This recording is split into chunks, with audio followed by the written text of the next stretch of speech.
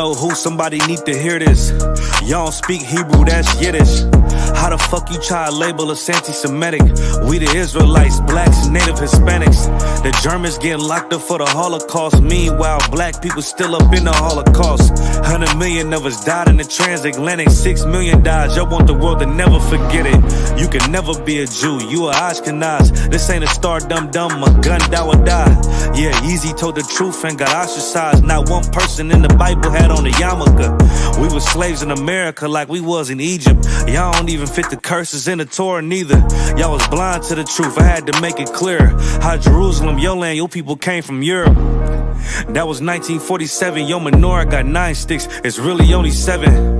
Yeah, it's us against the world, Armageddon. This what happened when you inherit lies from your ancestors.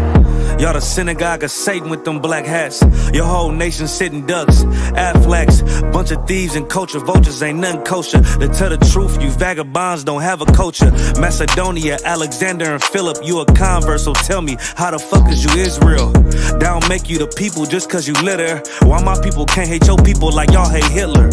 All the prophets was black and was called nigga. Y'all don't even fit the description that's in the scriptures. Abraham, all the way down to Jacob, we the real Jews. Y'all don't study Christ, y'all follow the Talmud. Keep it real, yeah, let's keep it real.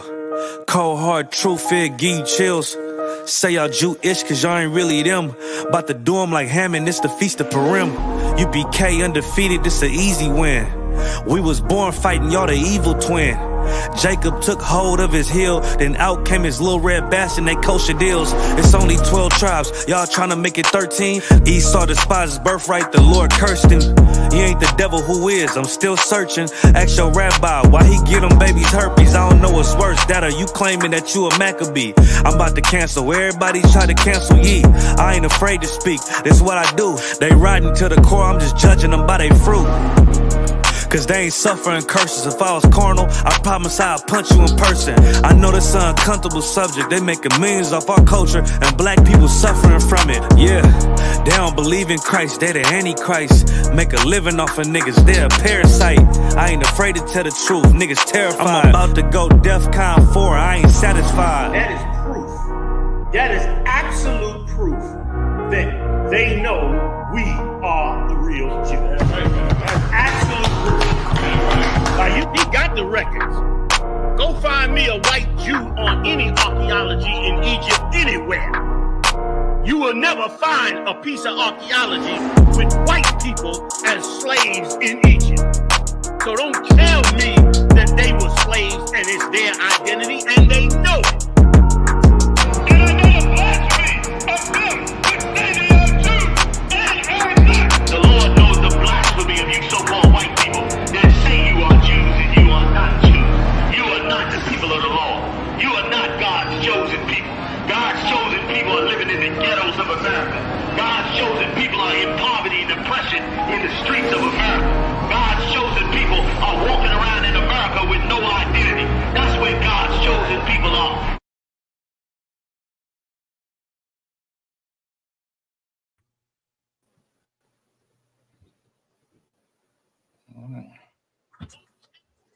Okay. Oh no, you too all preach. First and foremost, man, hey, let's go ahead and start off with giving the Lord a hand, bro. Make sure the volume right real quick. Testing. Yo. All right, we talk. All right. Hey, Tuesday night brotherhood class, man. First, all right, we gave the Most High hand. Let's give my brother a rocking hand. Officer rock. Most High Christ. ISUPK SoCal, ISUPK Las Vegas has linked up. You know what I'm saying? We about to do it big right now. The water for y'all tuning in. You know what I mean? Hit the chat, put in your questions, put in your intake. You know what I mean? Let's rock this out. All right. So today's topic, we're gonna get into, you know what I mean, adding on to our problems, which us as Blacks, Hispanics, Native Americans, you know what I'm saying, we already have enough problems already as it is. You know what I'm saying? We are cursed within this realm of all oppressors. You know what I'm saying? So we have an issue with wanting to continue our oppressors' plot, you know what I mean, to destroy us. our oppressors literally come to us to make destroying ourselves popular. You know what I'm saying? Whether when it comes to the lifestyles, the music, the entertainment, whatever it is, you know what I'm saying? They come to us to make it cool in order for us to, how can I say, go viral on destruction, and then particularly consume ourselves with the destruction that they want us to kill ourselves with, whether that be drugs. If I Yeah, may, right, oh, right. so like, go ahead and finish what you're about to say. No, go ahead, my brother. Go ahead. All right, and if I may, just like to add on to what you just said, because what you said was heavy. You know what I'm saying? But another big issue that we have, which is going with like with tonight's topic, right, is the fact that so-called Negroes, Latinos, and Native Americans have a hard issue with accountability. You understand? Right. And the main thing that we're going to be going, the main topic tonight that we're going to be going over is basically us judging one another so that we can take accountability for our actions. You understand? Right. Of course, what we're going to do is we're going to go through, we're going to see what the Bible actually says and not deal with, that Christian feeling, you know what I'm saying, where, oh, only God can judge me and whatnot. We're actually going to get down to the bottom of the matter and see what the Bible actually says about, judging one another. Because the thing is although that somebody may be trying to make something, some stupid, sick, disgusting wicked act cool, the only reason why that is able to be done, like take, for example, OnlyFans being a big thing, or women going out to the beaches and basically wearing their undergarments. They're wearing a bra and panties. You know what I'm saying? Or, it being cool to sell drugs on the corner. All of these things are cool because nobody is holding them accountable because of that Christian phrase of only God can judge me. You understand? Where only God knows their heart. You get what I'm saying? And so we're going to get down to the bottom of that matter and see what the Bible actually says about judging one another. And then that way we can get one step closer to understanding that, for so-called Negroes, Latinos, and Native Americans to actually turn their lives around, it starts with us. It starts with us at the base level here on earth, where we actually do judge one another in a righteous manner so that we take accountability for the wicked acts of which we conduct. And Salaki, I didn't mean to cut you off like that. Oh, no. You too off. Salaki, hold on. I'm over here. Yeah, you too off. People. Hold on. Oh, yeah. So, Most High in Christ. All right. So getting into this topic, you know what I'm saying? Very heavy topic. Please put in your intake in the chat. You know what I'm saying? Shalom, Lord Christ. Was that hey, Shalom, Lord Christ, sis. What's going on? So yeah, most definitely. What else we got here? Okay, so you wanted to get into the topic of first going into like the culture that destroys us, which, just saying culture as far as like the things that our oppressor gives us as a lifestyle, like gangbanging or how can I say over masculine women, or and what you want to get into is the topic of the end result, right? If I'm not wrong, the results and end result of the Pride Month or the lifestyle of the LGBTQ community. So basically, what the topic is supposed to be for today, right, is it's everything as a whole. So just like what the title says, it's lucky, man, my tongue all tied up. Like what the title says, adding to our problems. You understand? Right. So it's not necessarily just one thing, but I think this is a good time to have this class because even though that it's deemed the LGBTQ month, it's also called Pride Month. And anybody that is in their wickedness, you understand, whatever kind of wickedness it is, they're prideful with it. You understand? So it can be as simple as, it could be the alternative lifestyle. We got to watch what we say, right? Are we only on YouTube, or like, can we be a little bit more loose with our vernacular? I'm not sure what all you streaming. We're not on TikTok, but certain words we probably want to All right. Okay. But so yeah, we're not just gonna necessarily just hit on the rainbow thieves But also, things like the whole instance that had happened with Sexy Red. You was telling me that you wanted to talk about that. I already know you're gonna have more information on that than myself. I'm not very knowledgeable on that, but the basis of just wicked women, period, that is also included in on this. Any type of wicked, evil mannerisms is everything that I want to cover in a nutshell. It's just the foundation of it is if we simply just judge one another righteously, or in other words, because righteous judgment is holding each other accountable for your actions. You understand? No matter what the consequence is. You get what I'm saying? At the end of the day, it's just simply holding each other accountable for what you did. And if we were to actually, the black man, the Latino man, and the Native American man were to actually keep each other accountable, and especially our women accountable for their actions, we wouldn't have these issues with women walking down the street in just a bra and panties. You know what I'm saying? Or getting on the stripper pole, or or even being partakers of this alternative lifestyle in the first place.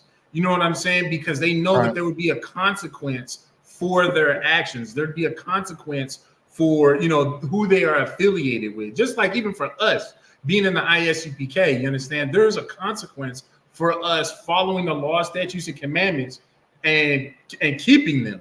You understand? Us being priests and prophets of the Lord, there's a consequence for it. Now it's going to be a whole lot different than those that are selling drugs on the corner or dancing on that stripper pole. But the point is everything that you do has a consequence. You get what I mean? All right. Oh, definitely. Exactly. No, and Sis said it solid. Madaba said holding each other accountable will also help us separate from the oppressor. You understand? And that's one of the big things I want us, in today's class to get that understanding is that we are supposed to hold each other accountable. And that's part of what is going to make us grow as a nation to be better. And for crying out loud, we all got to understand that the Lord is waiting on us. We're not waiting on the Lord. So we get ourselves right. You understand? Then the Most High is going to send Yahweh Shai, and that's when it ends. But we gotta prepare the kingdom for Him. You understand? You understand? For Him to come in and sit on His throne. You get what I mean? Most definitely. Let's get into it, my brother. So with all these different type of I like to call them attacks, because I feel like Blacks, Hispanics, and Native Americans naturally don't have this type of characteristics. You know what I'm saying? It's something that was brought to us in a sense that it could possibly get us through poverty, or it could possibly distract us from the traumas that we face on a day-to-day basis. You know what I'm saying? Right. So what I say, like getting us through poverty, like, you know what I mean? Associating ourselves with certain groups and certain organizations that have absolutely no interest in developing us as a people. You know what I'm saying? Giving us lifestyles that look like they're glamorous, but really it's just a rabbit hole into destruction. You know what I'm saying? It's more so like being like a drug dealer, or being like a slut. Like, because today's age, being a slut is the new route to popularity, to a new hustle, to all that things. Like, you know what I'm saying? Like, that's why I wanted to get into that topic. And also with the LGBTQ community, you know what I'm saying? Like, them associating ourselves with them being a distraction from the poverty that from the traumas that we face on a day-to-day basis. We want to link in with other communities who feel like they're oppressed, who want to make it seem as if they're being treated dirty, and they want to add their so-called oppression to our oppression. So we support and we back up and we make popular their organization instead of worrying about our own. You know what I mean? Yeah. So this is a very, very heavy topic. You know what I mean? I'm gonna let you rock out. You want to get those precepts in, or you want to just get right on to the community, the culture base of the situation? You can start off with the culture based situation if you want to. We go ahead and do that. All right.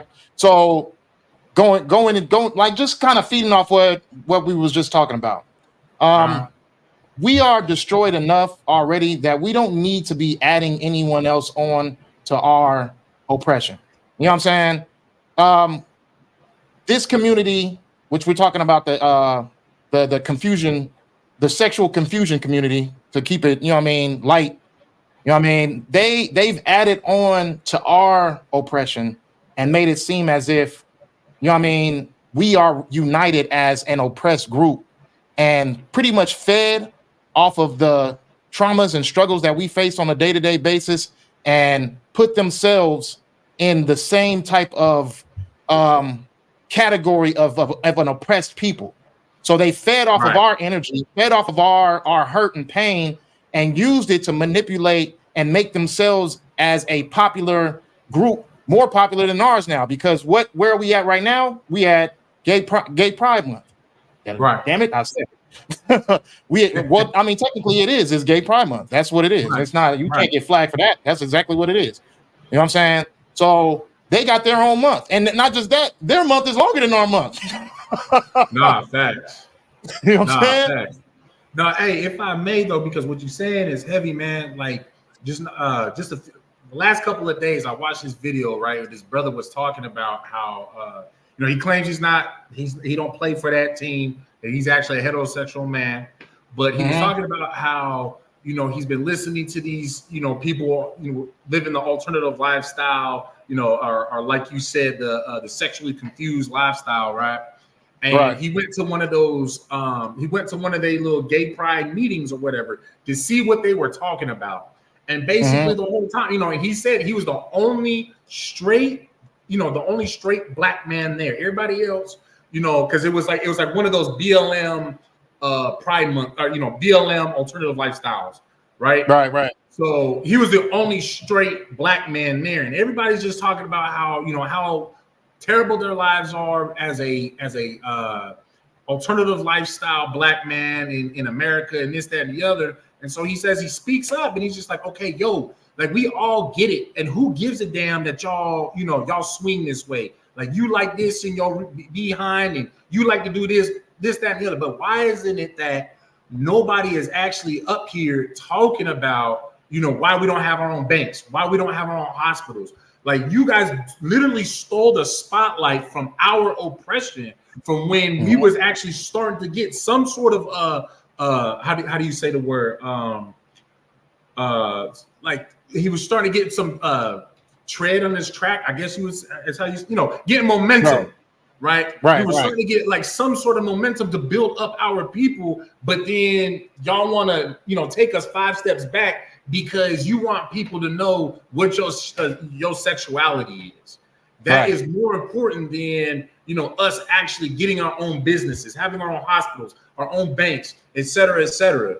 You get what I'm saying? And that in itself lets you know that this is all one big huge traction, the water. Yep, that's one big huge agenda of which not only that community has put together, but it was the blueprint of that community's agenda was put together by our oppressor. You get what I'm saying?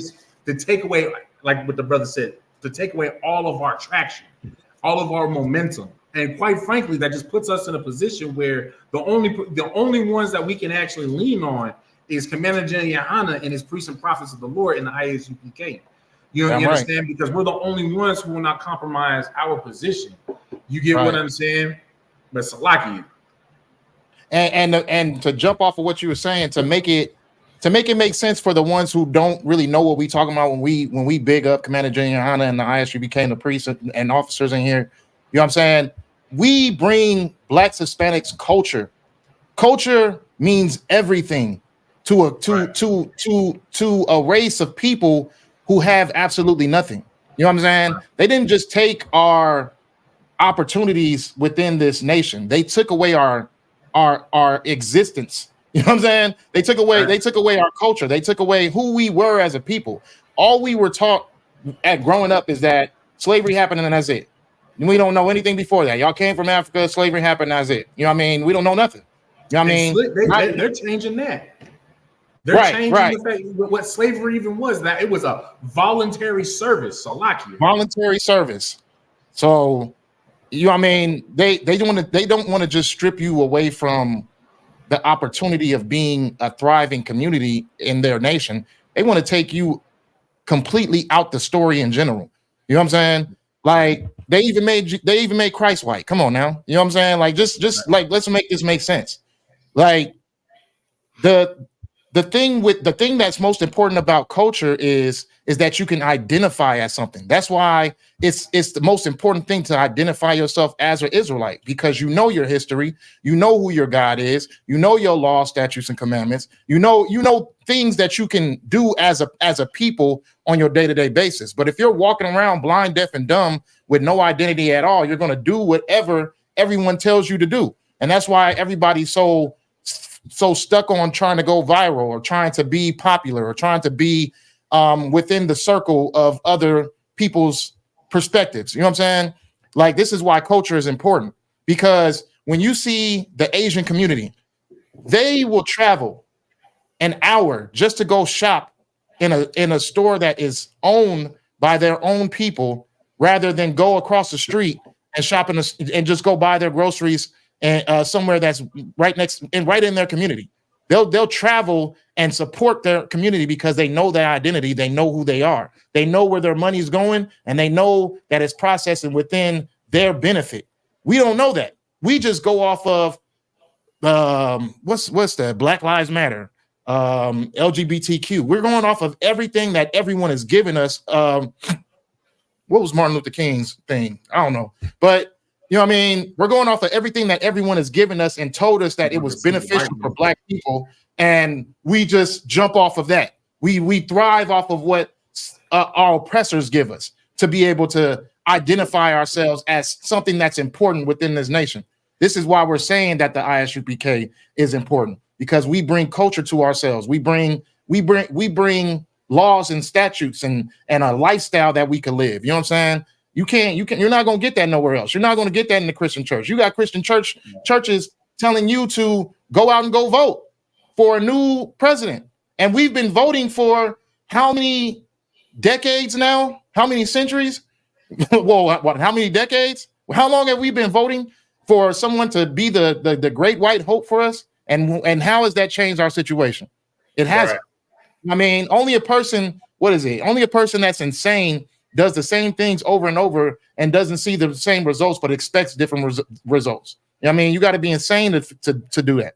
You know what I mean? That's the definition of being insane. You know what I'm saying?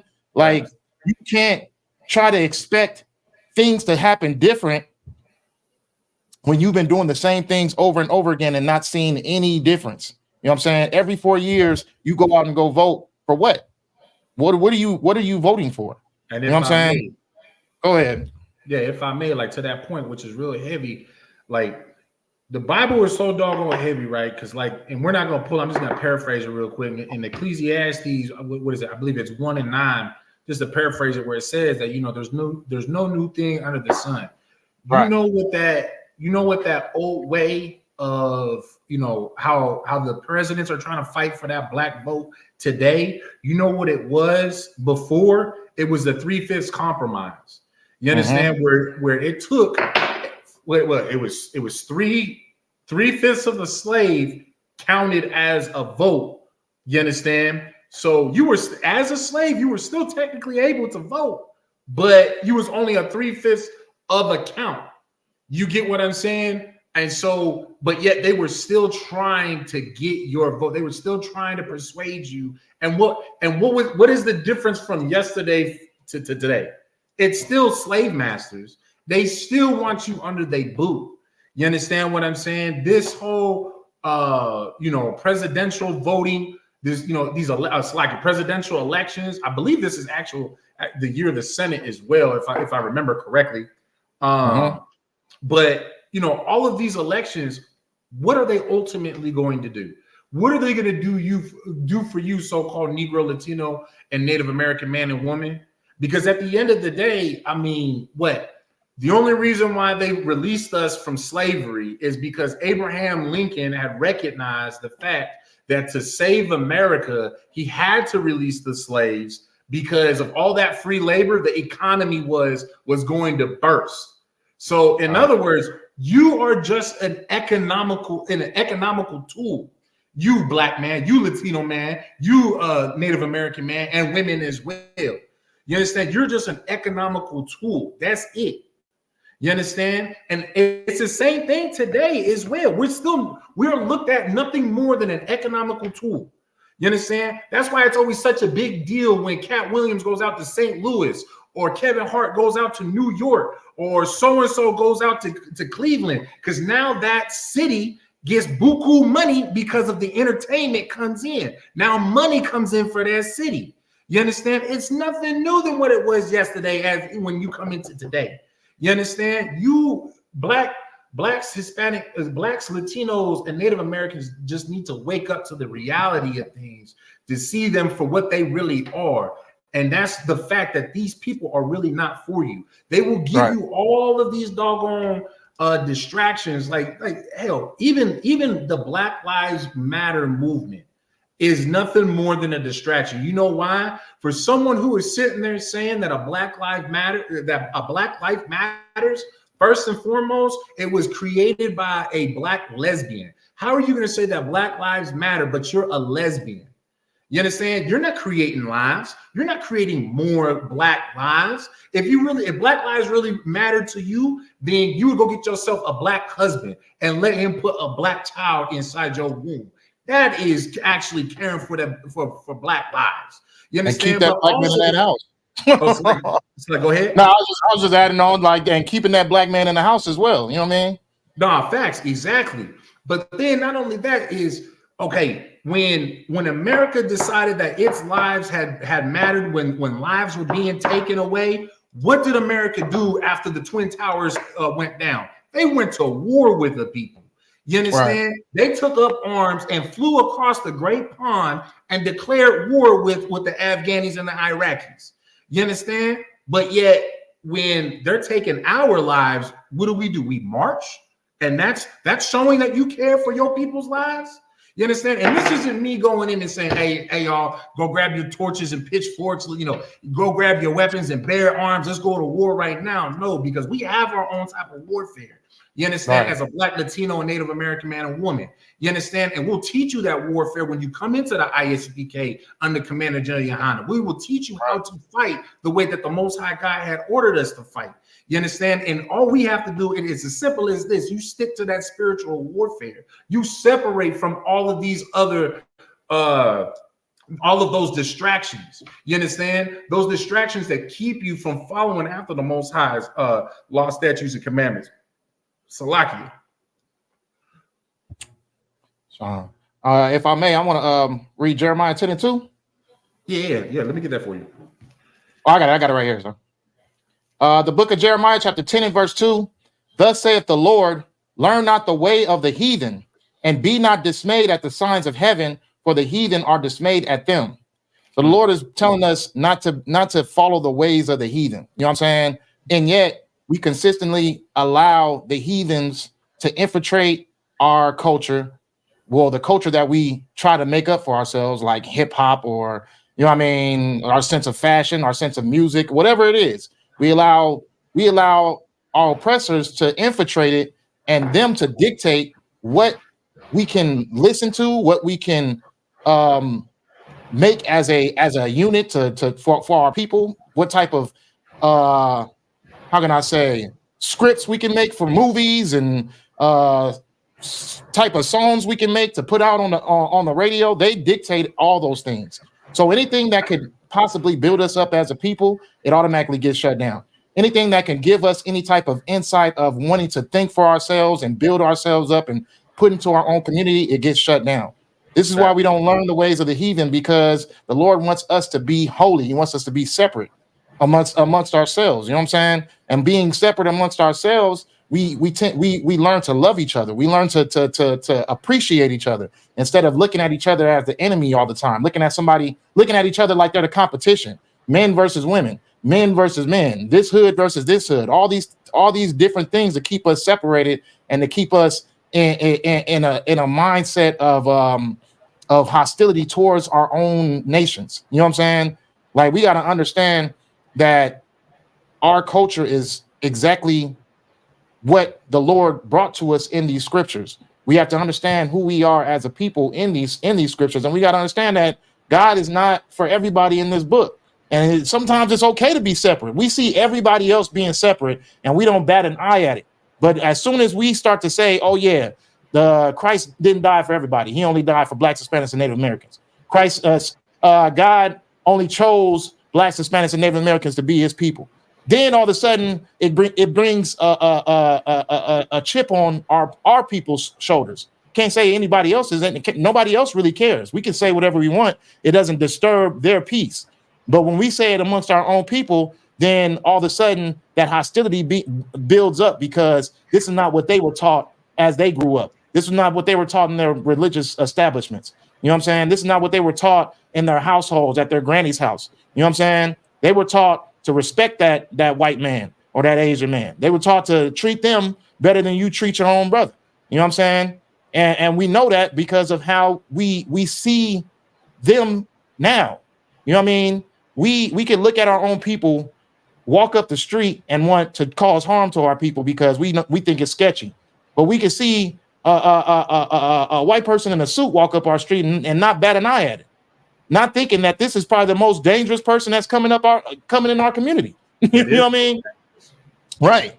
So that's the thing. Like, it's programming that has been brought to us by our oppressors, and the Lord says, "Follow not the ways of the heathen." You know what I'm saying? So, you know what I mean? That goes into just what our topic is just we're adding on to our own problems, our hate for our fellow brothers and sisters. If we knew the law, statutes, and commandments, you know what I mean, love your brother as you loved yourself, you know what I mean, we wouldn't have that issue of adding violence to our neighborhood or adding theft in our neighborhood or anything like that, because we would be too busy trying to follow the law that the Lord gave us. You know what I mean? Not to steal from our brother, not to kill our brother, not to harm our brothers. You know what I mean? Not to sleep with our brother's wife. You know what I mean?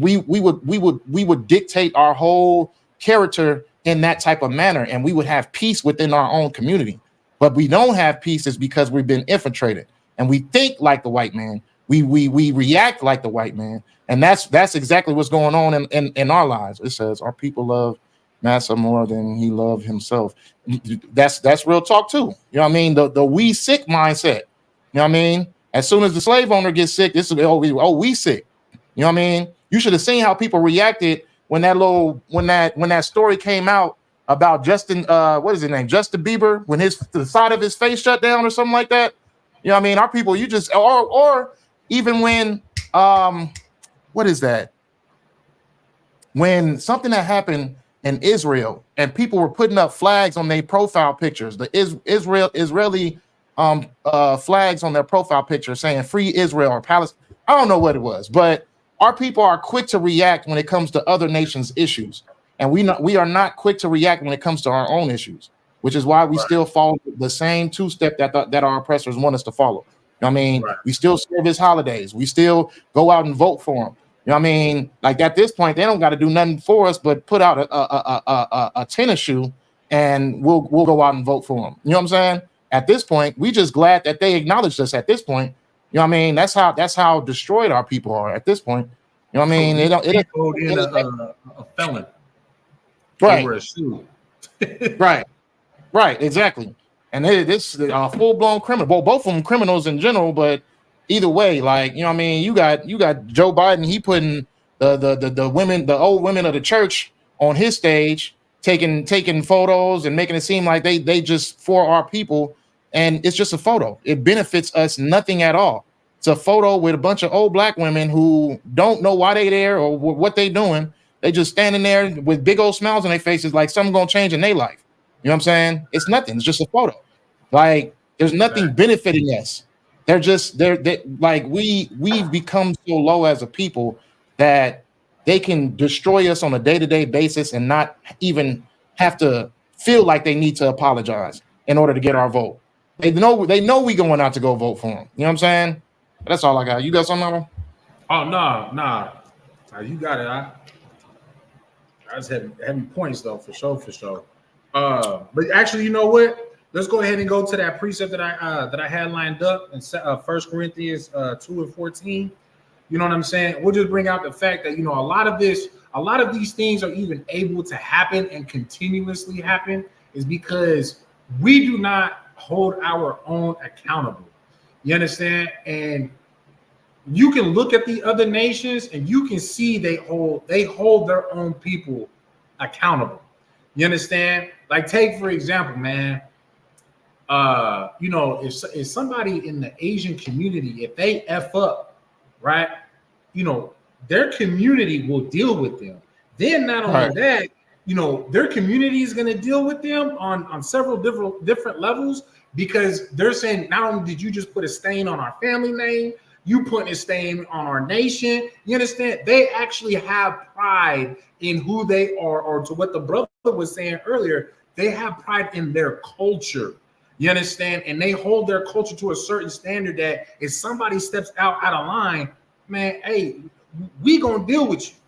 You get what I'm saying? They hold their own accountable. You understand? And if the so-called Negro, Latino, and Native American men and women would just come back to their culture, first of all, learn their culture so that they can come back to it, so then that they can also learn how to properly hold each other accountable, we can actually turn these things around. So then, first of all, we will no longer be the tail, but be the head like we're supposed to. You understand? But also, in my opinion, this is one of the best parts about it, is that we won't have to, you know, have our children come into the world and we have to worry about them acting a goddamn fool. Where, you know, oh, is my daughter gonna get caught up in drugs? Is she gonna get pregnant before, you know, she's even 16? You understand? You know, is my son gonna get, you know, shot and killed before he even graduates high school? You get what I'm saying? We don't have to worry about those things because we are all holding each other accountable. You understand? Go ahead and read that when you got it. 1 Corinthians 2:14, Baba Kasha. The book of 1 Corinthians chapter 2 and verse 14. But the natural man receiveth not the things of the Spirit of God, for they are foolishness unto him. For they are foolishness unto him. You understand? That's why anytime that you see us out on those street corners, you always see these Christians try to come up and, you know, they try to say that we're ridiculous just because of the fact that, you know, we show them the true identity of what, you know, Yahweh Shah Mashiach in the Hebrew, or as the world ignorantly knows him as Jesus Christ in the English. You know, what he actually is supposed to look like: a black man with white woolly hair. You understand? We tell them that, you know, this white Jesus is Caesar Borgia and he's an imposter. You understand? Or, you know, the fact that, oh, we're not supposed to keep on eating, or it's like we're not supposed to eat pork, shrimp, crab, lobster. We're not supposed to eat these unclean foods. We're not supposed to do X, Y, and Z. And what does the foolish man, the man in the world, what does he think of them? He thinks of them as foolish. You understand? Where you go, well, you know, I'm sitting here eating pork and I don't see God striking me down. I don't see God doing anything to me while I'm enjoying these great giant snow crab legs. You get what I'm saying? It's all foolishness to him until his ass is in that goddamn waiting room to see the doctor because he got high blood pressure because God told him not to touch that goddamn food in the first doggone place, right? Go ahead and read on. Neither can he know them, because they are spiritually discerned.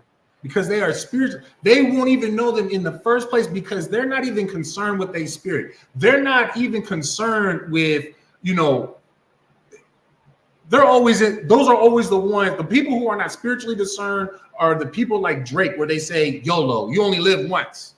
You know, live your best life. You understand? This is your one and only opportunity. Why miss it? Go ahead and go base jumping off that cliff and just hope you don't die. I hope your chute opens up and you don't die. You understand? That's what those people, you know, that's how they think. You understand? But that's because they aren't spiritually discerned. Go ahead and read 15, Baba Kachai. Verse 15. But he that is spiritually judged, but he that is spiritually judgeth all things, yet read that again. Read that again. So like read that again from the top. But he that is spiritual judgeth all things. Yet he himself is judged of no man. You understand that? But he that is spiritual judges all things. You understand? That is the position that a man of the Lord is going to be put into, is to judge all things. You understand? It is up to us, the priests and prophets of the Lord in the Isupk. As long as we don't drop our sword and we endure into the end, and Yahushua gives us that crown, that crown of life, you understand, and sees us fit to doggone, to judge over everything. That's what we're going to be doing, is judging over everything. You understand? Even like the matters like what King Solomon had done with them two sisters that were fighting over the baby. He said, you know what? We just gonna cut the baby in half, and both y'all gonna have halves. You understand? Right. And then he applied that wisdom to find out which one was actually the mother of that baby. That's the position that we are going to be in. You understand? So in other words, we are going to be telling us, hey, sis, this is unacceptable, sis. You need to put some clothes on. You understand? And of course, it's always going to be out of love. You understand? It's going to be correction out of love, so that way that sister or that brother doesn't end up hurting themselves or hurting somebody else. You get what I'm saying? And of course, it finishes off with saying, yet he himself is judged of no man. Now, who can tell me what that means? But that he himself is not going to be judged by a man. All right, put that in the chat. Yeah, y'all always remember when y'all partake in these classes, y'all are helping with the algorithm because y'all are putting comments and whatnot. And with that said as well, make sure that y'all hit, y'all smash that like button and also share the class. Baba Kushai. Most definitely. Khan says Judith 5:20 is a great precept as well. I just seen that. See, but you understand, like this right here is letting you know that it's very important for us to have somebody who is spiritual and spiritual with the Most High God. He will be judged by the Most High. Okay, but all right, you're right. He will be judged by the Most High. But right here it's saying, yet he himself is judged of no man. The he himself is talking about the man that is spiritual. So the man that is led by the spirit and not his flesh. What does it mean by that brother that is led by his spirit will be judged by no man? What does that mean?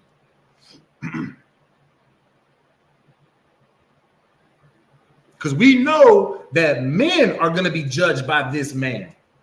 Because this man, he's not going to be swayed by his flesh. Because you know what conflicts with your logic when you're dealing with the flesh is your feelings. Your feelings get in the way of your logic. You understand? So, but this man is able to put his feelings aside to stick with just simple logic of the law, the spirit of the law. You understand? So he is qualified to deal with the matters, at any matters at hand. You understand? To judge others. You understand? But what does it mean by that? That same man will not be judged by man.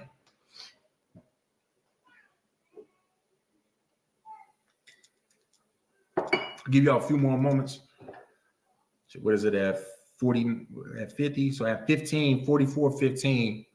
If you want to just go ahead and get the answer, priest, you can, or I'll give y'all the answer. Let's see.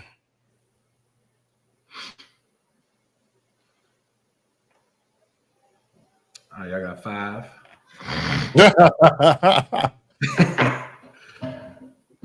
Damn, that was in here a second ago.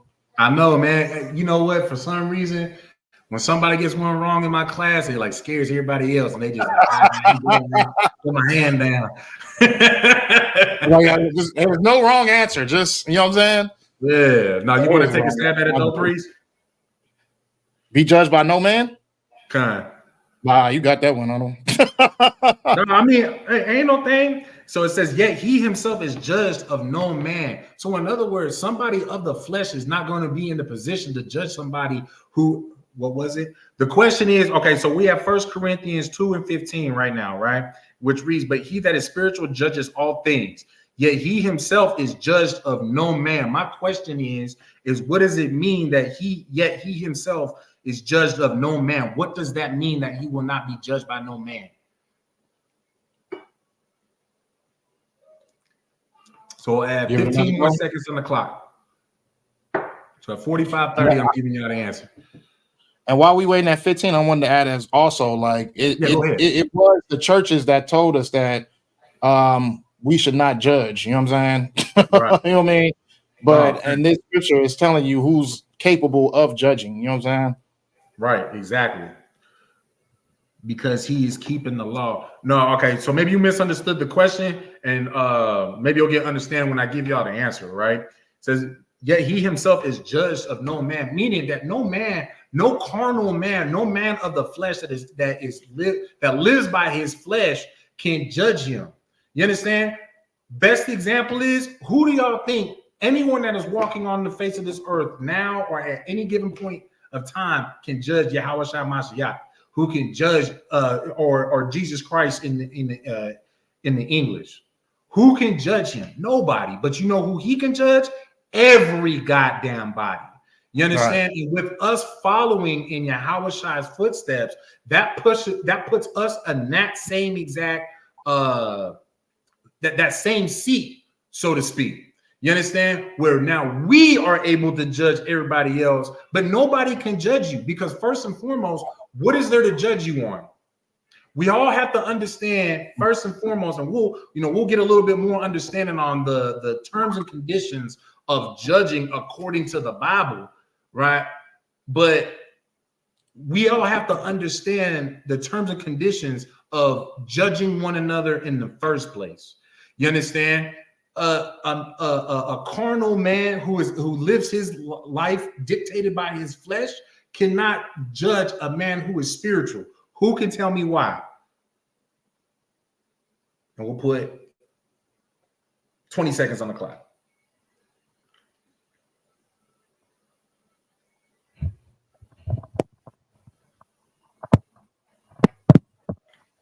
Carnal man cannot judge a spiritual man. Why is that? You want to take a stab at it, priest? Let me see what the brother put. If you violate the law, you face judgment. Okay. You are right about that, but that's not going with my question. Make sure that you stick with what my question was, right? Mm-hmm. So my question was about why, Salakia. My question was about the carnal man not being able to, why can't the carnal man judge the spiritual man? And it's simply because of the fact that the man who is spiritual, the man who is led by the Spirit of the Most High God, he's faultless, he's blameless. What is there to judge him by anyways? He's already following by the law. The man who is spiritual is not going to sit there and try to judge you by, your shoes. He don't give a damn about your shirt, your financial situation. You understand?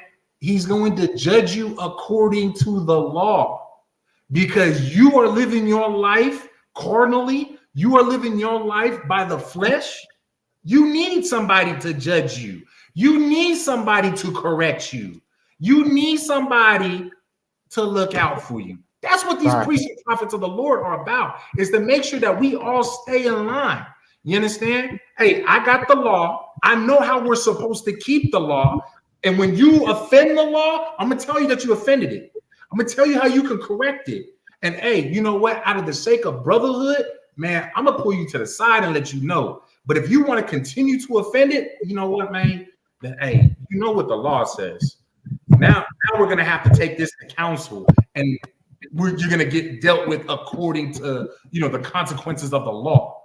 You understand what I'm saying? So this is why a man, a carnal man who thinks the law is foolish, which means he wants to do what he wants. You understand? All right, it's like he's going to do what he wants. I like it. You understand? So in other words, he's going to be eating whatever he wants to eat. He's going to be smoking whatever he wants to smoke. He's going to be sleeping with what he wants to sleep with. You understand? And the list goes on and on. You understand? A man of the Spirit is not, you understand, that doesn't pertain to him at all. Oh no, what is happening? I think my computer's messing up. Hey, can you still hear me? I do. Okay, all right, never mind. But y'all understand what I'm saying? Yeah, ISUPK Buffalo says a carnal man lives in vain philosophies of this world. That's why he cannot judge a spiritual man of the Lord. And that's an excellent point right there. That's an Excellent. excellent point right there. Because you know what? Those moral compasses of the world, where do they really point?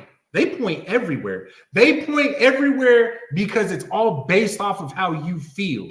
You understand? A prime example, since I got into a little debate with one of them little nasty ass pedophile ass following Muslims. They believe that you're not supposed to you ain't supposed to eat pork. We all know that, right? No pork. They everybody knows that Muslims say no pork on my fork. You know that there is a compromise to that. If they believe that they are about to die, so they are in dire need to feed, they are allowed to eat that pork. Then they can eat the pork. You understand? So there's terms and conditions with it. You get what I'm saying? All of it is based off, because mind you, is if you feel like you're gonna die, you need to kill that swine. But mind you, it's gonna take you some time to kill it, to goddamn bleed it out, to put it over the fire, make it, so that it's actually safe to eat. Because if you just eat it raw, I mean, you might as well just starve to death. Because now you're really gonna die with all them doggone parasites. You get what I'm saying? But the point is they have a compromise to it, and it's all based off of their feelings. You get what I'm saying? Salakia, priest. Did you want to add anything? I mean, shoot, adding to what you just said just now, there's a record in the Apocrypha of a woman and her 7 sons, and they went to death, not eating pork. Yeah. So that just shows you altogether that the Quran and the Bible don't coincide with each other. Because we're willing to die for our beliefs, and they're willing to just go into their state of suffering in order to break what they believe in. We don't break our laws. We don't break our laws. We take our laws all the way into our dying breath. You know what I'm saying? Like, that's the difference. And then not just that, how you not gonna eat pork, but you touch little girls? Like, you know what I'm saying? You know what I mean? Oh, no. See, that's the thing. It's not just little girls, right? Like when I was out there in Afghanistan, we had operations to go and shut down some of those it's not just that what is his name? Einstein or the not Nickelodeon. I know you're talking about.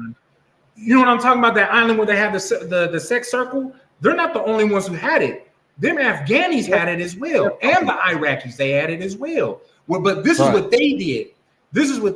They would kidnap these little boys between the ages of I think the youngest was like either 4 or 5 years old, and then typically the eldest was like maybe 13 or 14. So we'll say 4 to 14 years old. And they would teach these little boys how to dance, to put on this makeup, and then basically, put on, it wasn't necessarily like a woman's garment, but it was something kind of girlish. And, they would literally get in a circle, and these boys would dance in the circle to try to entice the men. And the men would put bids on these little boys so that they could take them home. That's wild. Epstein Island. There you go. You got it. Yeah. Oh, yeah. Yeah. Epstein Island. Yeah. The water. You understand? Like that was actually part of some of the military operations that, the Americans had. That's probably the only good thing that they actually effing did while they was in the Middle East, to be quite frank. But you understand, that was part of the military operations we was doing while we was out there, was crashing some of those, they little gay parties. They wasn't just about marrying little girls, man. They was marrying children. It was about children. You get what I'm saying? Salakia. That's on West. They bury me earlier. Someone.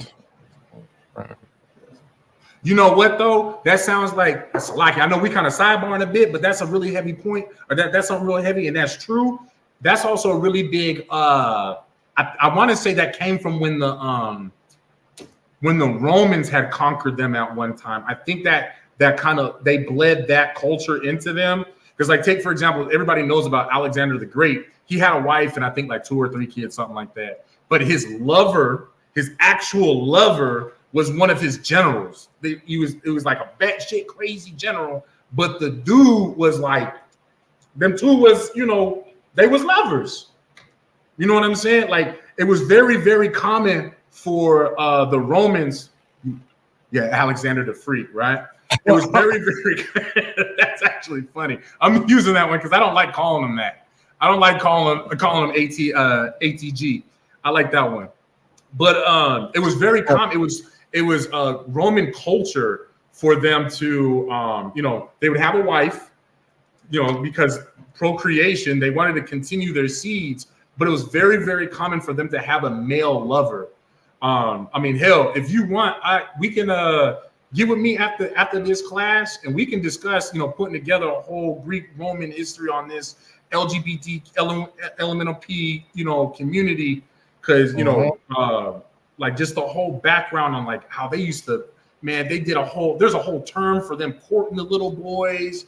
Like there's a whole thing, man. And like if you want to, I'm with it. You know, we can teach a class on that next week or, you know, sometime this month. Heck yeah. I didn't mean to steal it from you. No. We cooking right now. Shoot. I mean, I low key want to stay on this topic, but so let's stay on this topic then. I mean, you know what I'm saying? Right. But shoot, I mean, it all falls through on just, you know what I'm saying, things that are being used as a, I mean, it technically falls in as just don't follow the ways of the heathen, because that is just that's a what is that? Ain't that an Arabic religion? You know what I'm saying? That's a religion for the Israelites. You know what I mean? And it's religion. You know what I mean? Like we got to learn to be separate, man. Like this is not a religion what we teaching. We don't teach religion. We are not religious. We are a cult. You know what I'm saying? I want to answer that, brother. Your live Isupk Connecticut. So the brother said, so it's safe to say that Edomites are born that way. We weren't, but they are. So look, so to your question, right? To say that anybody is actually born as a alternative, you know, into that alternative lifestyle is, you know, that's, I can't think of the actual word that I want to use, but that's not, you can't say that. All right, that's not correct. Because you had to listen to what I said, where it was a tradition for the men to go and entice the little boy, or, you know, to go and try and court the little boys. So, and I know I didn't say this part that I'm about to say, but so their courtship was basically, see, this is why we should go ahead and just do a doggone class on these. I ain't gonna front. But so the courtship was completely backwards from how we would deal with, like, you know, when we deal with a woman. Whereas, you know, you try to, you know, hey, what's up, mom? What's your name? You looking pretty? Whoa, let me get your number. You know, blah, blah, blah, blah. If she, you know, engages with your initiation, then we know that she's messing with me. Like, okay, cool. I got the number. Then obviously she was digging me, right? Right. Well, what they believe is that when the little boy denied the man, that was part of him flirting. So it was, they didn't call it playing like hard to get, but that was just, you know, they basically believe the little boy was supposed to play hard to get, but it's just simply the little boy is just saying no, like, man, like, leave me alone. I don't even know what the hell you talking about, type thing. You know what I'm saying? Like, you talking to me like this, like you talking to me the way that my daddy talked to my mama. Like, I don't understand this. Like, leave me alone. But of course, we know from 12 Shield John Hyman how he had taught several of his classes where they did interviews with these you know, alternative lifestyle people, where it was like somewhere stupid, like 99% of all of them that they interviewed, they asked them, were you touched as a young child? Do you have that type of history where somebody molested you, raped you? And all of them said yes. A lot of them said that they couldn't, you know, the small percentages said that they didn't remember. And then the others they didn't want to answer. But the ones that did answer, they said, yeah, you know, I had my uncle, I had my daddy, I had, you know, the neighbor, my babysitter, what have you. They touched me. You understand? So in other words, like, you got to always remember that, you know, you are a product of your environment. You understand? We are all products of our environment. And you can only go two different ways with your environment. from everything that you absorb from your environment. Either you can say, I don't want this in my life, or I want this in my life. You understand what I'm saying? But when you're at a very young age like that, like, you know, like I said, some of them, you know, I think the courting age for the Romans was like 5. It was like 5 or 6. They don't understand any other type of life, you know, way of life. They don't understand, you know, once that is initiated on them, that's all they know. You get what I'm saying? And then, of course, they see that their parents, you know, the man still has a woman, he procreates. Oh, okay, so this is the culture. I don't feel very comfortable with it, but hey, this is the culture. I learned to like it. That's why Edomites are the way that they are. It's not that they're born that way. They're a product of their environment. But of course, they have that. They just have a wicked, evil spirit on them to be like that. You understand? And just one more thing, and I'll pass it over back to you, Priest. But and one thing that we all got to remember, because I remember when I first started learning this, I'm like, yo, so, you know, at what point did a kid grow up and say, okay, I'm gonna start fondling kids or something like that, when everybody was, you know, basically when man and woman was first put onto the earth. Well, you got to think, man and woman was first put onto the earth. So in other words, you have full-grown ass adults trying to, you know, figure out their way, and that's where it started before Adam was given that breath of life. You understand? Because we don't know for sure what all they was doing, but we know that they wasn't doing anything within the law. You understand? And that's where that spirit had came about. You understand what I'm saying? Right. That they're okay, so they're born wicked. Okay, I understand. All right. They're wicked from the womb. You are right, they are wicked from the womb. Slack and Sir was just teaching a class in the library about the Lord being against alternative lifestyle for IUIC, right? I used to say that to LGBTQ IUIC. IUIC, that is hilarious. Yeah, I used to say that. I thought that. I was like, oh damn. I used to say that too. Right, you right, sis. Oh, Slacky, did you want to add on to anything, please?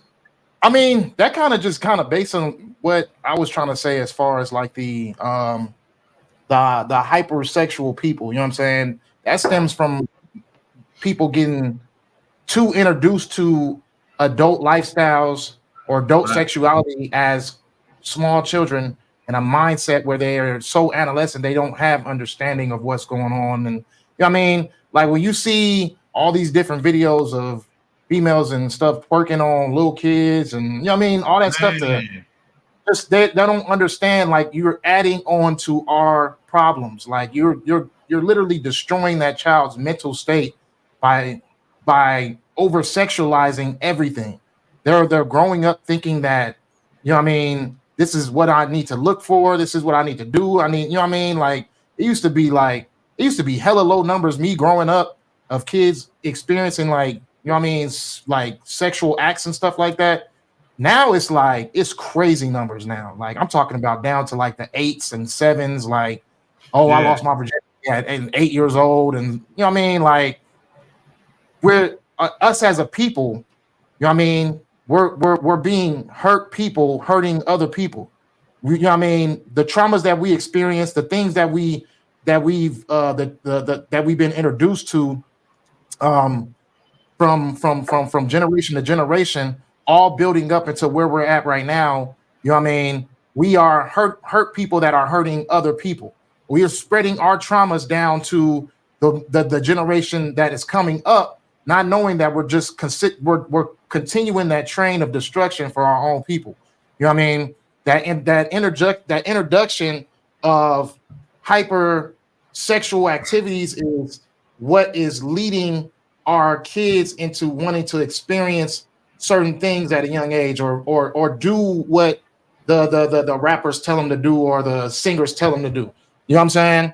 Because they feel like, oh, well, my mama does this and that in front of me, so you know what I mean, I'm grown enough to watch this or listen to this. I still try to monitor what my kids listen to. You know what I'm saying? Like that type of mindset is not existing anymore. You see people smoking weed in the car with their kids. You see people running trains on females with kids in the house, knowing what's going on.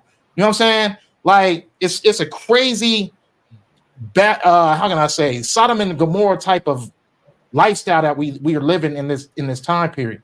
And you know what I'm saying? It's creating monsters and it's creating people. Let me share this video right now, matter of fact, just so I can just go into what I'm talking about.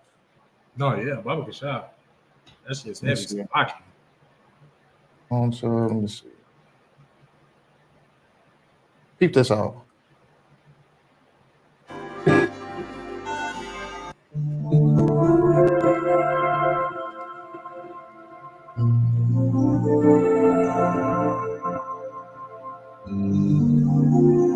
It's 24 started.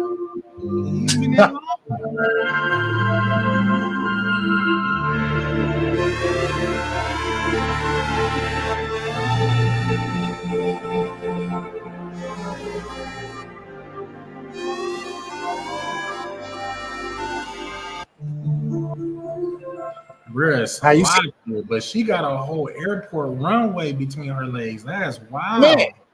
And this is the new norm of our sisters this day and age. You know what I'm saying? You're supposed to know that's in LAX. Man, that draw, like that's wild. And that's the norm for them. Like, like women always had the option of variety, but now it's a flex. You know what I'm saying? Like you've always had the option of variety. That's why the Lord loved you so much to give you the opportunity to only have one husband in your life. You know what I'm saying? To solidify yourself as a proper woman. You know what I'm saying? As a woman that's not so promiscuous and wanting to, you know what I mean, desperate for the attention. That's one thing too. Like that trauma phase, that'll lead you into a position of being desperate for attention. You feel like the love of others validates the love that you feel for yourself. So you need that attention from multiple men, multiple different experiences with different men, because you felt like probably that the man that you looked up to wasn't exactly there for you the way he needed to be, or you didn't get that type of love that you wanted growing up, or you probably just, you know what I mean, we're in a position where you faced a certain type of trauma, or you faced that main trauma, which is that sexual abuse trauma. You know what I'm saying? Which is a lot of our children are facing today.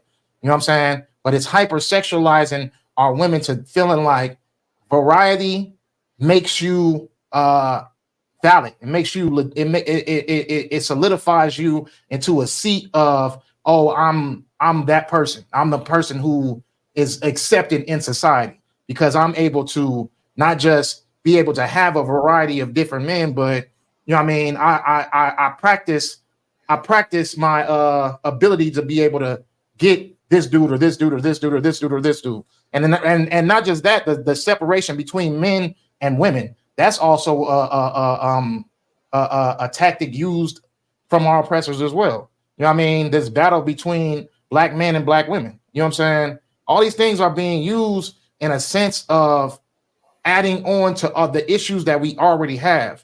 They already shown us plenty of tactics of taking the man out the house through drugs, through what is it? What do you call that stuff again? Is it not Social Security, but the government assistance? I wanted to say child support. I mean, technically, in a way, it's child support. Child support as well. Government. You just say government assistance. Government assistance. When it was okay for you to get government assistance, but you had to not have a man in the house. Welfare. There you go. Boom. You know what I'm saying? So they've already shown us plenty of different tactics of how they want the women to be separated from the man. Why? Is because the woman is vulnerable. The woman has the kids in the house. So you destroy her, you destroy the next generation to come. You know what I'm saying? So this is the thing. Now we're in a position where not only are they hyperly sexualizing our women, but they're also spreading a stigma of a battle between the black man and the black woman.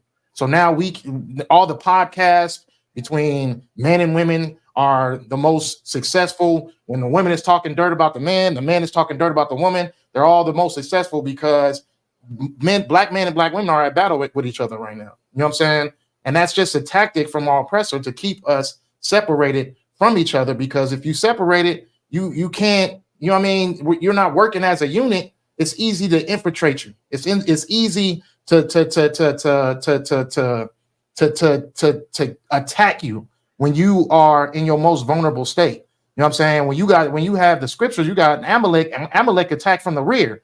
You know what I mean? He waited for the soldiers to pass by, and he attacked all the feeble people, the women, the children. You know what I mean? The old people. That's his way of attack.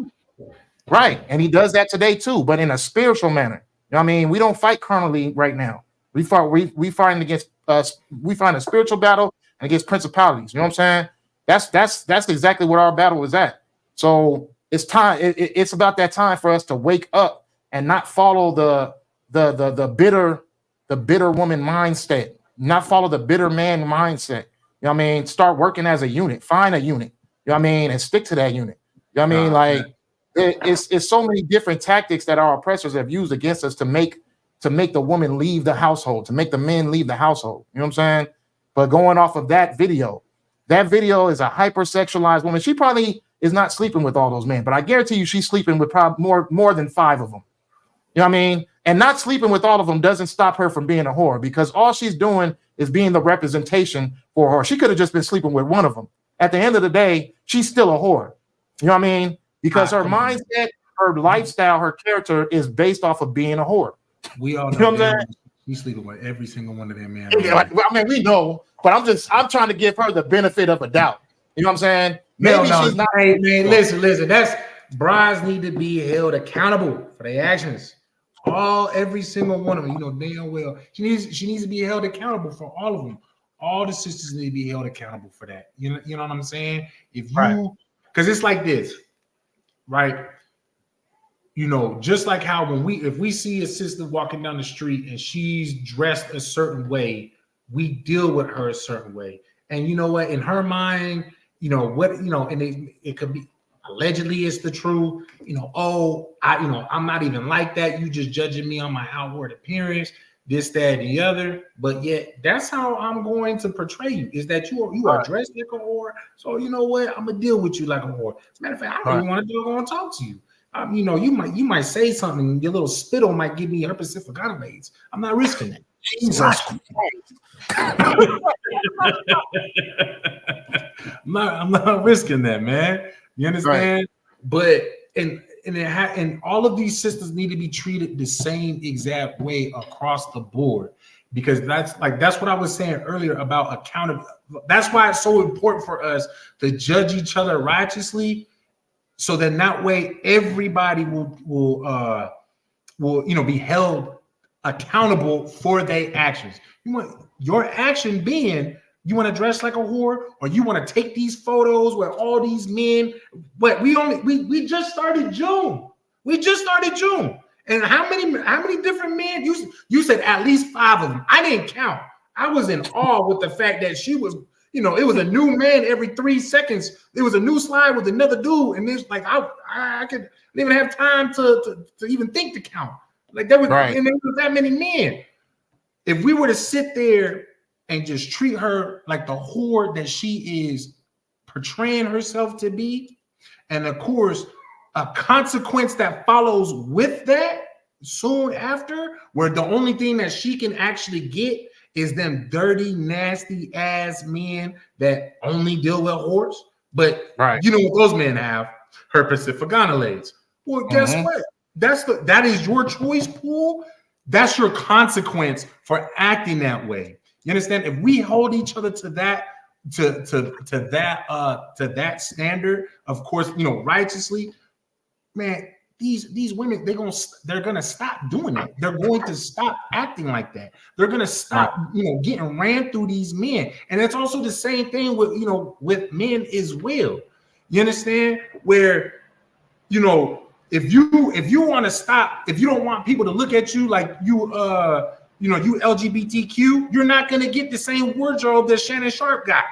You know what I'm saying? You ain't gonna walk through the goddamn airport with a little fucking Yorkie, in some tight ass jump pants on with no fucking socks. Like, come on, man, that's crazy.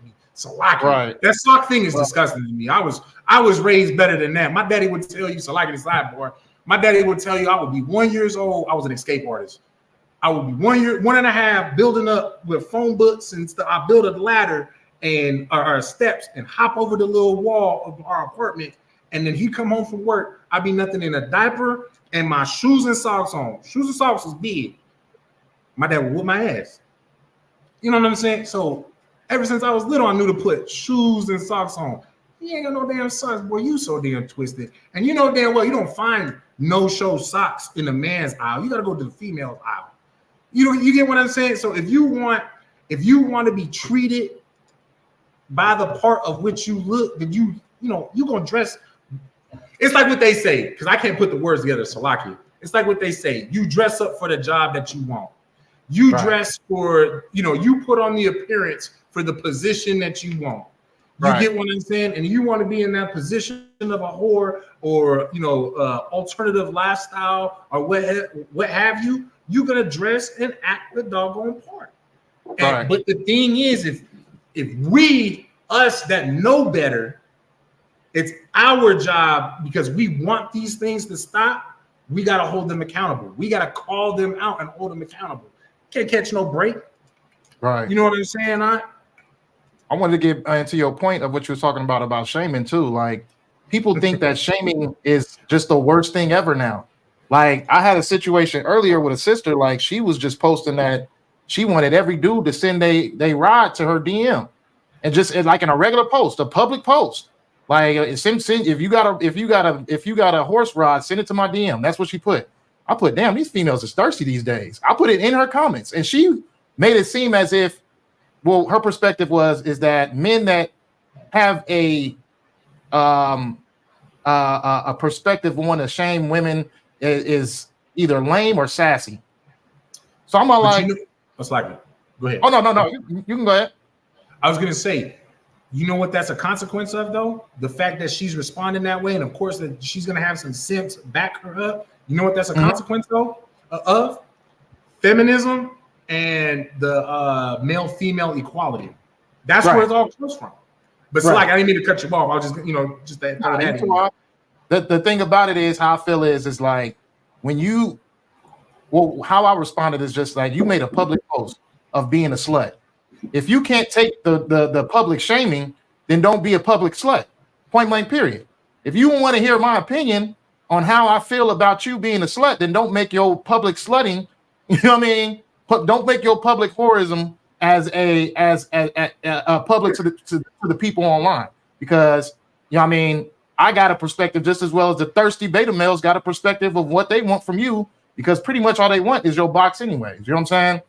So I have a perspective, me being who I am, is that you being thirsty, you want attention, and you want, you know what I mean, you a hypersexualized woman, maybe you've been through some, you know what I mean, sexual abuse in your past, whatever it was. But I see through all that hypersexualism. You know what I mean? I'm gonna look at what caused the reason for you even sending that post out to the world. You know what I mean? Right. Because obviously you're looking for something. You're looking for some type of attention. You need to be publicly shamed. There we go. Slut shaming, banning slut shaming from Amber Rose.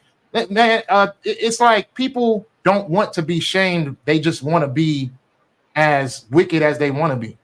Like, righteousness should not exist anymore. I should feel and do whatever I want to do, and I shouldn't be shamed about it. But what does the Bible say? I'm gonna read the book of Ecclesiasticus, chapter 26 and verse 25. It says, I'll read it for you. I got it right here. You good? You sure? Yeah, I got it. Right. It says, a shameless woman shall be counted as a dog, but she that is shamefaced will fear the Lord. If you have an issue with shaming, it's because you feel some type of sensitivity that what you're doing is actually wrong. You know what you're doing is wrong, and that's why you have hostility towards someone having to. I accidentally put a question mark in the title instead of putting a slash. I meant to put a slash sign. There is no question mark. If y'all can ignore that title, Las Vegas / SoCal, not question mark SoCal. I'll try to fix that later. But you know what I mean? I just noticed that just now. But yeah, so the Lord is saying that shaming, there's nothing wrong with shaming. You know what I mean? When you see a whore, call him a whore. When you see idiot, call them an idiot. You know what I mean? You see somebody doing something stupid, as long as it's a righteous judgment, you know what I mean? Just call it for what it is. You know what I mean? I'm not going to sit back and be like, oh yeah, well, you know what I mean? Dig into my own lust, like, oh yeah, you right about that. Let me, you funny for sending that. That wasn't funny.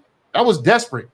You were desperate for attention. You were desperate for men to like you, and there's something deeper than just the post in general. You're battling something. You're battling some type of trauma that happened in your life, and you feel like being sexualized makes you acceptable to society, and you feel that you made your place in society because now people can accept you because they just want to sleep with you. That's it. You know what I mean? Like, come on now. It's time for us to wake our sisters up. It's for a responsibility for our brothers as well. You know what I'm saying? If you are not so weak and just dwelling on the box of a woman, you know what I'm saying? If you actually just look deeper than that, you know what I'm saying? Look deeper than just the sexual part of a relationship, you'll be able to see the traumatizing things that comes with women wanting to have OnlyFans, women wanting to be strippers, women wanting to be prostitutes, women hungry for attention, dressing like freaking sluts in the street just so men can speak to them. You know what I mean? You can dig deeper to that, and you'll find that there's something that you don't need to be attracted to when it comes to that. You know what I mean? Because that is just going to ruin your household. Yeah, you probably going to get that relief feeling that you was looking for those after those couple of minutes, but at the end of the day, you just spent a lifetime. You know what I mean? You just made a lifetime gamble with somebody. You know what I mean? Because of your own temptation. You know what I'm saying? Like, it ain't no telling what they carrying. It's no telling what they gonna be carrying after y'all get done doing what you're doing. You don't know what the outcome of the situation could be. You know what I'm saying? So it's just be attracted and give the attention to the woman who's actually displaying herself as an artist, as a modest woman, a virtuous woman, a woman who covers herself, a woman who demands respect as far as just she's unique within her personality, not within what she's carrying on her body parts. You know what I'm saying? Like, just be like, find that attraction into that. Don't be so quick to just, oh, well, she look good. She look good. She look good. She look good. She look good. You know what I'm saying? Find something deeper than that. And then we can solve this problem as far as women feeling like the attention comes from them being sluts, because that is just a tactic within itself. You know what I'm saying? We can find something deeper within people wanting to be part of the LGBTQ IUIC community. You know what I'm saying? We can find something deeper than that as far as what they are as a person, because a lot of these people have been abused as children, been hypersexualized as children. You know what I'm saying? And they're just following suit, thinking that this is just the normal. This is just how life is. And it's not. This isn't how life should be. This is just creating another destroyed generation for Blacks, Hispanics, and Native Americans. You know what I'm saying? That's all I got. You got something on that? No, yeah. Actually, let's go to 1 Corinthians 6:2, if you don't mind, right? You know, this ain't directly to it, to that point that you just brought out, but you know, it does kind of touch up on it. You know what I'm saying? This is the book of 1 Corinthians chapter 6, verse 2. Do ye not know that the saints shall judge the world? So you understand? This is a question that is being asked. Do you not know this?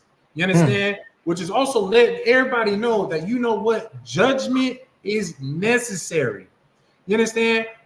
It is necessary for us to judge. And of course, you know I'm repeating myself, but you know what? I am a nigga, and I'm doing the same thing that the nigga God does, and the niggas that wrote this book. You understand? When I'm trying to make a goddamn point and get through your thick ass skulls, because y'all so goddamn stiff-necked people. You understand? I'm repeating myself, right? Judgment is necessary. Of course, there's terms and conditions to it, how we're supposed to judge each other. But we know in the ISUPK is to judge each other righteously according to the law. You understand? And if the world, read it on, and if the world shall be judged by you, are ye unworthy to judge the smallest matters? And you know what some of them smallest matters are? Is some of the things that we're talking about right now. You understand? Something that is so small that can be corrected immediately.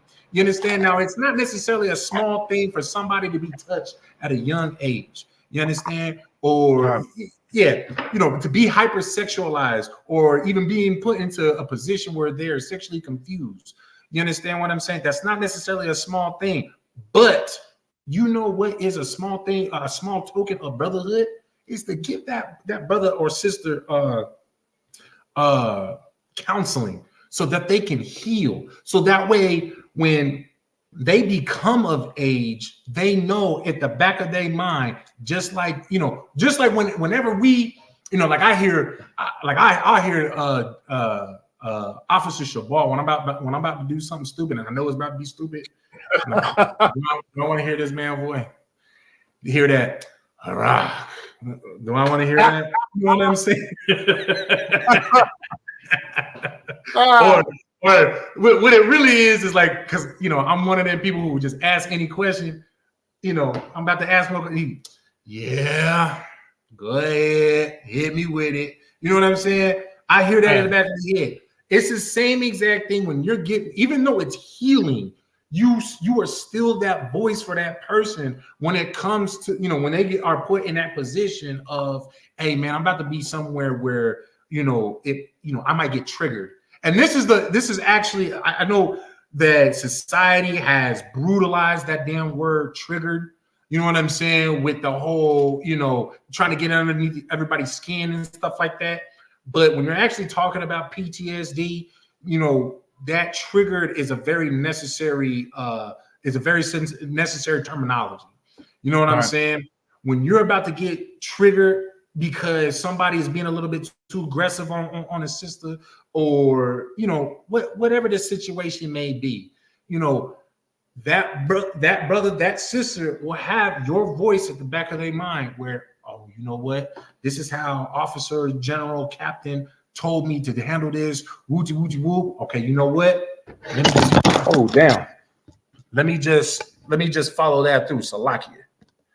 Mm-hmm. You understand? Let me just follow through with those, you know, that ABC step, that 1, 2, 3 step of which they showed me. And you know what's gonna end up happening because they was given that? Man, they're not gonna be whores, they're not gonna be homosexuals, they're not gonna be, you know, selling pictures of the demon's eye, of Satan's eye on the internet. You understand? If none of y'all know what that means, then good, you know. But still, you understand? They're not going to be doing wicked things. You get what I mean? All because they were given those, you know, that type of counseling. And somebody actually said something earlier in the chat. Yeah, Connecticut. Hey, I just so you know, like if you're not tracking, like we don't do classes like that for that type of counseling.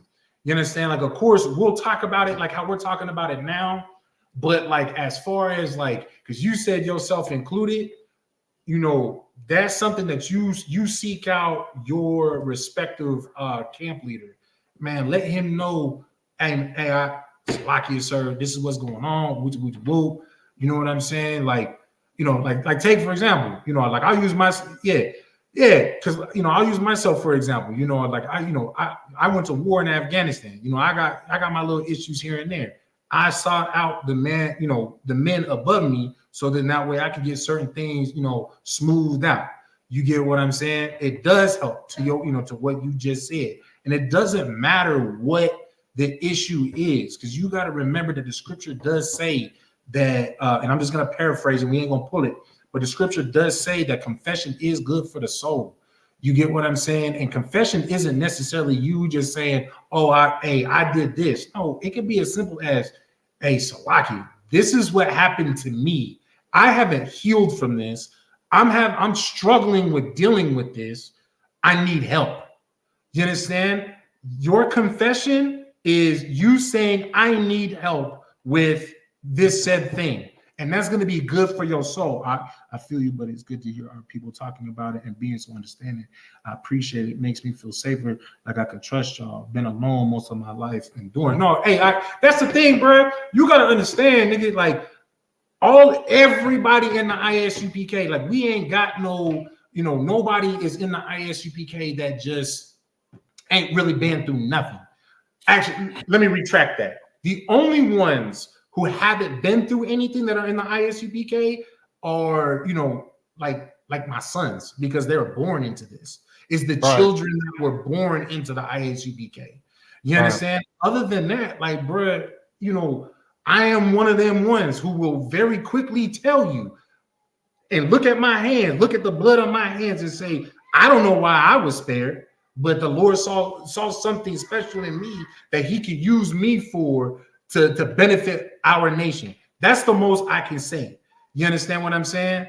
I made my confession to my camp leader, since I was a young man. I used to be in East Side's military. No, I was in East Side's army, my doggone self. You understand? But, just the point is, if you need that help, you need that guidance, you make sure that you say something, speak up.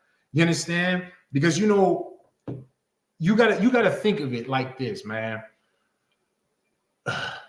So first and foremost, look back to what the title says, adding to our problems.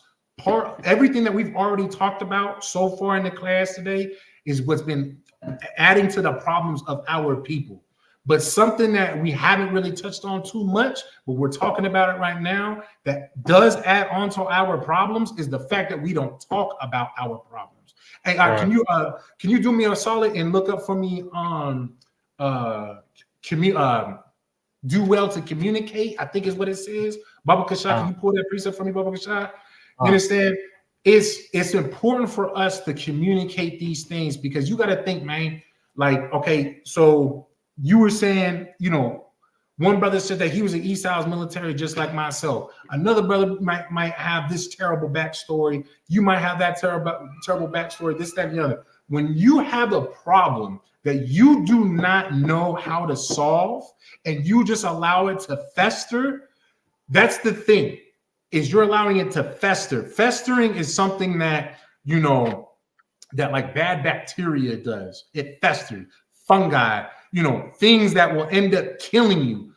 Something that festers turns into something that will kill you, that becomes deadly. You understand? That's why it's important to goddamn, wash your dishes after you're done using them, because if you don't do it, the bacteria on it will fester and then become something deadly, whether you ingest it or if you inhale it. You understand what I'm saying? So it's important for us to get it out, man. Get it out there. Let somebody know that you need help with whatever it is that you need help with, so then that way you can get it washed out. I know that sounds a little bit Christian, you know what I'm saying? To, wash away your problems. That's not what I mean, though. But what I do mean is that you use your brothers to help you get that wickedness out of you. Because when you sitting there, laying in bed at night thinking about, replaying over and over, and I'm talking about, personal experience right now. Replaying over and over again, getting woke the hell up because a goddamn, a mortar hit your damn barracks, and you got to pop up, get your gear on, get the hell out, and get to the fight within hell, I only have like 5 minutes, you know what I'm saying, to go and get into the fight. Like, that replays. I had to talk to somebody about that. You know what I'm saying? To get past that, to even be able to talk about that. You get what I'm saying? Hey, did you find that for me already? I got it. Read that for me, Baba Kashah. The book of Hebrews, chapter 13 and verse 16. But to do good and to communicate, forget not, for with such sacrifices God is well pleased. Now, man, there's a specific word in there. I want to see if somebody can tell me that specific word in that verse, and I want you to read it one more again. There's a specific word that should stand out to everybody that is so important. Read it one more time for me, Baba Kashah. The book of Hebrews, chapter 13 and verse 16. But to do good and to communicate, forget not, for with such sacrifices God is well pleased. What is the important word that everybody needs to know that is in this verse that we just read? We're gonna do 30 seconds from now, because I mean, shit, it's a lot. Y'all over here, we having a whole full-on conversation. We ain't having no delay now. Ain't no wait 20 seconds for this one. Yeah. No, you see, y'all done effed it up, man. Y'all messed up the game. Okay, so I got 2 for communicate. All right, I'm gonna give y'all 5 more seconds because I know there was another brother that was participating and saying something. So I'm waiting for Buffalo. Hey, Priest, which word do you think it is that we should be, that you should really hold on to that should stand out in that verse? I mean, for me, it wasn't just a word. It was for with such sacrifices, God is well pleased. Okay, that's what stood out the most for me. That's what I was kind of just. Okay, somebody else said well pleased. Oh, see, now the sister want to change up her word, her choice. Now you already submitted. This was written in pen. It's already been submitted. It's written in stone. We see that. We see it. You changed it. You can't change it.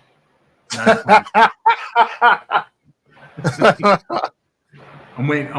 I'm trying to give Buffalo some time. I'll give him until 15 seconds.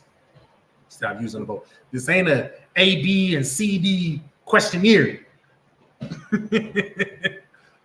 Using them both. Sister said, Lord is pleased. Okay. So what the priest said, that's where it is sacrifice.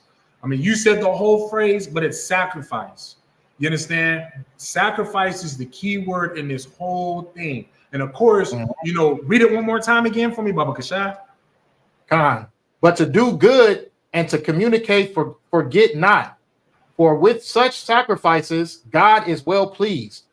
You understand? It's letting you know what will please the Most High God.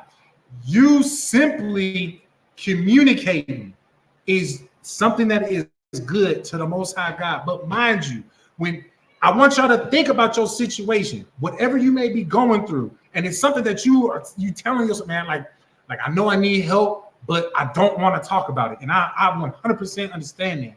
Through and through, I understand. I totally understand that. That's why it's called a sacrifice.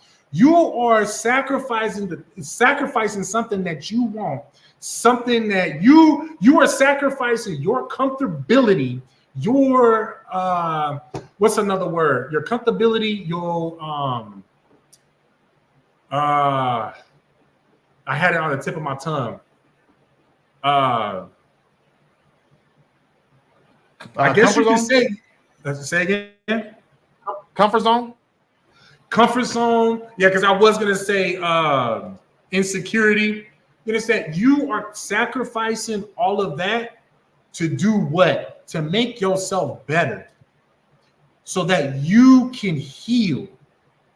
You understand what I'm saying? And of course, when you simply ask of the Lord tells you He'll give it to you.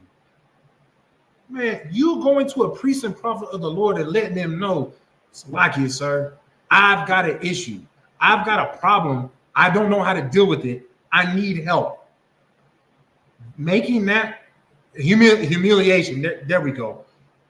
You not humiliating yourself. How do you say that correctly? You showing humiliation. That's how you say it. You showing humiliation so that you can receive the help that is required, so that you can heal. Man, the Lord will reward you with that, with the fact that, hey, you said earlier that you appreciate the fact that we talk about these types of things in the classes. So I'll continue to talk about myself. I sleep a little bit better at night. I can actually, some nights I can actually sleep through the night when I don't have my goddamn kids coming in my room. You get what I mean? They both under 2 years old, so it's a damn wrestling match. But you get what I'm saying? Like, I can, there are times where I will actually get my 4 nights rest, and that all comes from the fact that I actually sought out help to get healed. You understand? And that goes along with anything else. It doesn't matter if, like, it's not just pertaining to me just being, a veteran in East Side's military. It can be a woman who, was sexually assaulted. It can be a brother who, it can be something as small as like it just eats you the hell up that you wasn't there you know, when somebody died on their deathbed and you knew you could have been there. It doesn't matter what it is. If something is festering in your mind and you don't address it, that when it, like I said, something that festers turns I just used the doggone word, man. Speaking is not my strong point. Salakia. It turns deadly. Salakia. Shit. Salakia. You understand what I'm saying? No, these things, they become deadly. And just like what the sister said, she said so heavy because the demon wants you alone, giving yourself counsel. No, I mean, you're right. You are right, sis. The demon does want you there, but its end game is that while you're alone long enough, it ends up killing you. A demon's job is to get blood. Right. They thirst for blood. Whatever it is, whatever a demon is, we can say harassing, is hovering over, whatever the demon is inflicting pain on, it wants blood from that thing. Right. You understand? It's as simple as that. So if you're sitting there, I feel like I'm getting depressed. I feel like, I feel like there's nobody there for me. I feel weak. I feel like I can't do this. Those words, those thoughts, that's a demon. You understand? It's a demon that's saying that to you. So then that way there's that one day, because it only takes that one time. It only takes that one time where you say, I can't do this no more. And then you deal with yourself off. You understand what I'm saying? It only takes the demon to get you to that point one time. And then, hey, it won. You understand? Then it won. It did its job because it got you to spill your own blood. Even in the, it wants you to spill others' blood, but it also wants you to spill your blood. You are its main priority. You understand? So it's your job to make sure that, and this is for everybody, it is your job to make sure that you go get the counseling that is required. You understand? To deal with whatever problems that you have. You understand? Because quite frankly, if you can't come to terms with solving your own problems, how am I supposed to, me coming, a dumbass Christian on the street, how do you expect me to come to you for you to solve my problems, but yet you can't even find the solution to your own? Right. You understand? And finding the solution to your own problems, that does not mean you doing it all by yourself. No. That just simply means you do what is necessary to get it solved. You understand? Take, for example, if you were to hire somebody, like take, for example, I'm about to hire somebody to do some yard work in my backyard in due time, right? I want to put some grass back there, run some water lines because I want to put a pond in my front yard, the whole shebang, right? So if the one company that I hired is like, I'm not able to do this, but what are they able to do? Hey, this is what we're going to do, Mr. Hamilton. I got this partner company that does this part of the job, and we'll cut them this cut, whoop-de-whoop-de-whoop, but we're going to get it done. I'm just letting you know that there's going to be another truck outside with a different logo on its truck, but they're coming to do the job you hired me to do. The point is, hey, I'm going to get the job done. It doesn't matter what kind of help I need to get. I'm going to get that help so that the job can be completed. You understand? So, like, I know I kind of went long-winded with that. You go ahead and get it. I'm going to read the comment. Nah, you hit every detail, my brother. Shoot, I mean, I'm kind of close on this subject, but just as far as like going back to the depth of the whole situation, us as Blacks, Hispanics, and Native Americans, we have enough issues as it is. You know what I'm saying? We have enough problems that we have to deal with as it is to cause more harm to ourselves. We should be thriving to live righteously just because of the case that the world is against us. You know what I'm saying? We should be setting the standard of a righteous people instead of a lawless, ignorant type of animalistic type of people. You know what I'm saying? Like all we're doing is causing more harm to ourselves than we are helping ourselves. We have to start looking at the end game of our situation. Care about the children more than we care about what's going on in our lives and why we can't establish this relationship, or why we can't hold this job or this job. You know what I mean? Why we can't get this career or this career. We stop worrying so much about ourselves and just be happy with just making it through. You know what I'm saying? We put so much expectations on ourselves, and that's why it's hard for a Black family, Hispanic family to stay together, because all these expectations of what success and true value really is unrealistic. So because we're trying to reach an unrealistic goal, that's how we split apart and become separate. Sometimes you just got to be happy with the person you with. You know what I'm saying? Sometimes you got to be happy with the slave that you at. As long as you're able to make it through, it shouldn't matter. But you teach your children to make it in a different pattern that you did. That way that they can overcome those steps that you fell short from. You know what I'm saying? And that's how a generation thrives. You care about the children more. You make that representation. You make sure that the next generation goes past the mistakes that you made. You don't publicize and live the trauma that you've been through.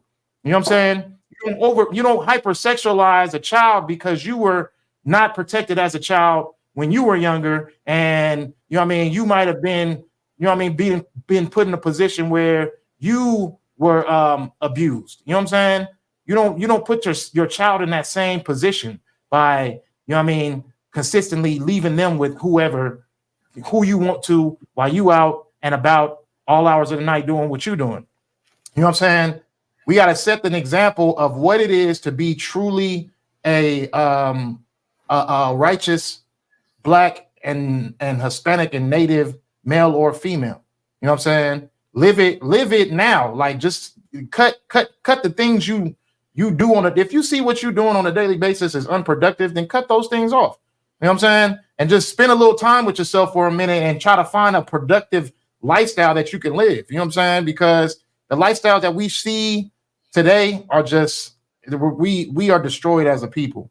You know what I'm saying? We've been infiltrated, we've been manipulated, we've been used, we've been abused, and we're living that trauma. And we need to start setting an example so that the generation to come doesn't have to be as bad as we are. And Lord, shoot, I'm just even worse, because it's a possibility it could be worse. You know what I'm saying? There's always a possibility it could be worse. You know what I mean? But that's why we have to be that example. Don't be what society wants you to be. Be what the Lord wants you to be. But that's all I got. That's heavy. Hey, let's jump over to Deuteronomy chapter 4 and verse 6. It's funny, sister brought that out. She posted that, but Slick wanted to go there anyways. You know what I'm saying? Let's go ahead and read that. Deuteronomy chapter 4 and verse 6, right? Which reads, okay, go ahead. The book of Deuteronomy chapter 4 and verse 6. So Lockheed, what the heck was that? It's like my phone. Okay, so it says, keep therefore and do them, for this is your wisdom and your understanding in the sight of the nations, which shall hear all these statutes and say, surely this great nation is a wise and understanding people. You understand? So, I mean, if we all sit here following the laws, statutes, and commandments, this is how the other nations are going to view us. We all know how they're viewing us now. And like what I said earlier, we're just an economical token. You understand? That's how they view us, because that's how they treat us. You understand? But when we look at Deuteronomy chapter 4 and verse 6, when we are following the law, statutes, and commandments, everybody's going to look at us and be like, damn, that's a wise nation right there. You understand? Right. They don't eat bats. So clearly they're not spreading, things like COVID-19. You know what I'm saying? Oh, they don't allow their men and women to be alternative lifestyle, brothers and sisters. So clearly they're not spreading around herpes simplex. You know what I'm Right. saying? They're not allowed to be whores. You know, they're not whoremongers. So again, no herpesiphongonalates. You know what I'm Right. saying? These things are going to make us, you know, that it is our wisdom. The Most High gave it to us for our wisdom. It's just the problem is, man, we lack accountability, man. We don't want the, how do you know, we don't want to be in a situation where we have to take accountability for our actions. So that's why we try to hide, you know, within the other nations and their cultures. Prime example, just look at Adam and Eve.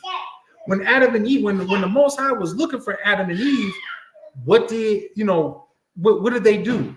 They you know, they dressed themselves in fig leaves, right? Wait, was it fig leaves? You know, they dressed themselves. The point is they dressed themselves in the culture of the other nations. You get what I mean? So, and to, you know, to hide themselves, they hid themselves in the ways of the other nations. You get what I'm saying? Because they knew that they messed up. They was too hard-headed to follow the ways of the Lord. So they knew what they was also going to get dealt with. You know, you get what I'm saying? That's us today, all over again.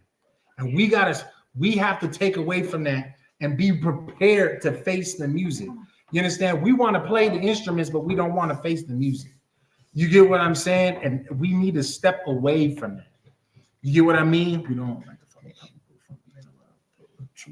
Hey, you know what? That's an issue with the people who ain't familiar with the ISUPK. Like technically, you are right. A beautiful thing to see you born into the truth. Now you're right. I know Most High Christ, but you get what I'm saying. We can be put at a higher standard, looked at onto a higher standard, just by simply listening to the Most High. We will be above everybody just by obeying the Most High God.